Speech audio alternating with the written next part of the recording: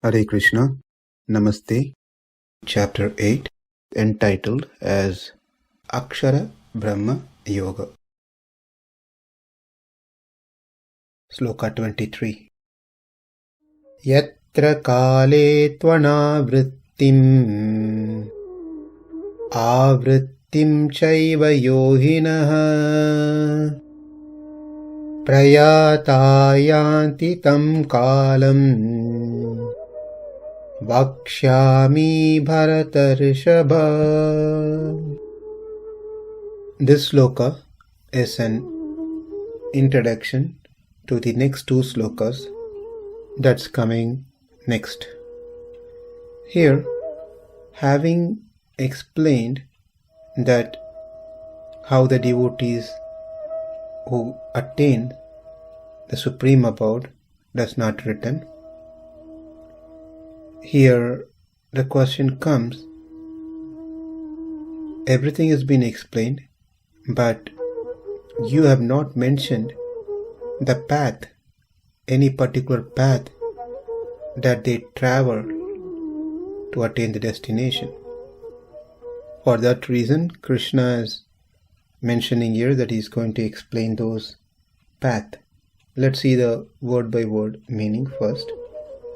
Yoginaḥ, the practitioner of the means, yatra kāle, at which time, prayātā, having departed, anāvṛttim, state of non-return, meaning where one doesn't have to return back, yatra kāle tu, departing at which time, āvṛttiṁ, subject to return, yānti, attain, bharatarṣabha, O best of Bharatas, tam kālaṁ, about that time, vakṣyāmi, I shall speak.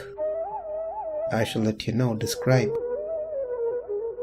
The translation, O best of Bharatas, I shall now explain to you the different times at which, passing away from this world, the yogi does or does not come back.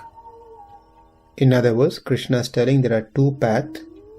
One path where one doesn't come back. There's another path when one goes, has to come back.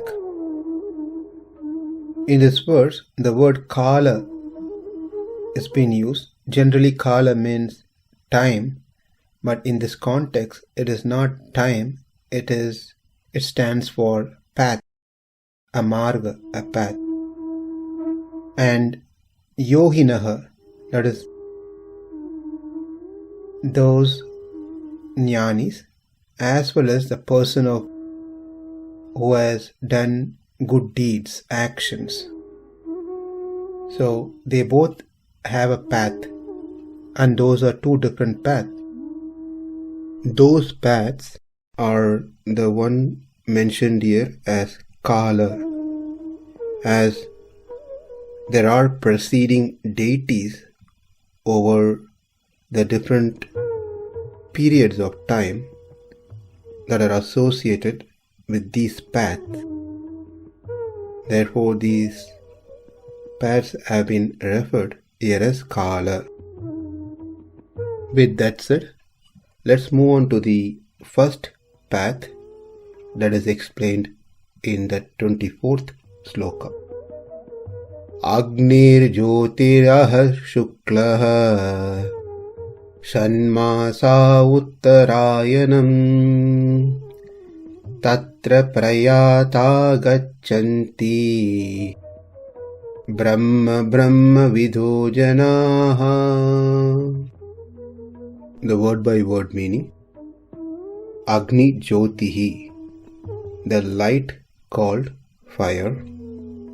Ahaḥ, daytime. śuklaḥ, the bright fortnight. Uttarāyaṇam, called northern solstice. ṣaṇ-māsā, the 6 months, the path in which these deities are located. Tatra, by their path.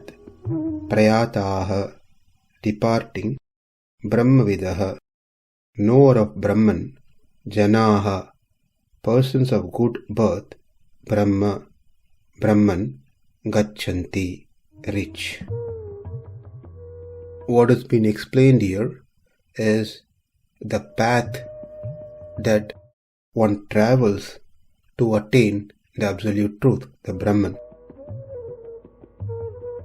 Those who know the Supreme Brahman attain that Supreme by passing away from the world during the influence of the fiery God and the light at an auspicious moment of the day, during the fortnight of the waxing moon, and during the 6 months when the sun travels in the north. When the Atma is ready to attain liberation, after departing the body, it travels through a certain path, and that path is called archaradi. In that path, it passes through different junction or say segment, and each of the segment is allotted to a particular deity, preceding deity, and they welcome this Atma and then take the Atma to the next segment and hand it over to the next deity. And that's how the Atma travels in the path. And there are 12 segments during this journey before the Atma reaches Brahman. They are: the first one, as we saw, agnir. Therefore this path is called archasa. For that reason, this path is named as archaradi marga, the path of light.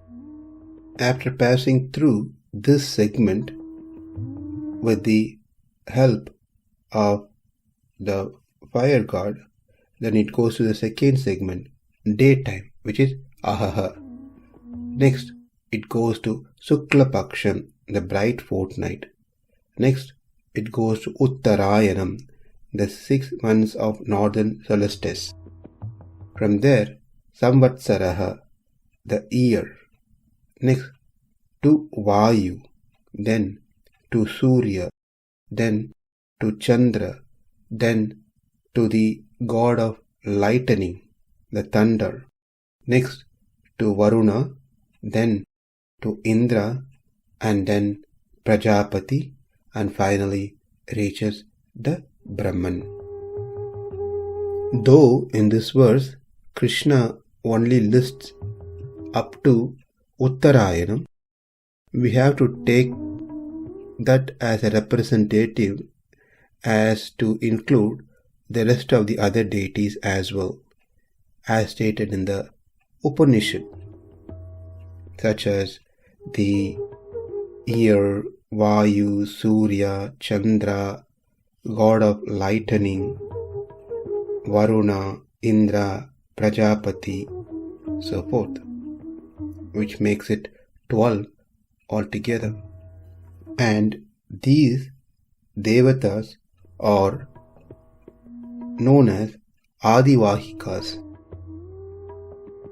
That particular devata of Vidyut, the god of lightning, is also referred as Amanava, a special category of Atma who from that point onwards takes this Atma until the end of the journey, end of the path. After passing through these 12 segments, the Atma reaches ocean, a nadi called Viraja Nadi. This is the nadi or the ocean which divides the material world and the spiritual world. And this Atma dips into this Viraja Nadi, which is the final cleansing process to remove the Sushma Sarira. And after that, this liberated Atma enters into the spiritual world. Yatra kāle tvānāvṛttiṁ āvṛttiṁ caiva yoginaḥ prayātā yānti tam kālaṁ vakṣyāmi bharatarṣabha agnir jyotir ahaḥ śuklaḥ ṣaṇ-māsā uttarāyaṇam tatra prayātā gacchanti brahma-vido janāḥ. Namaste. Hare Krishna.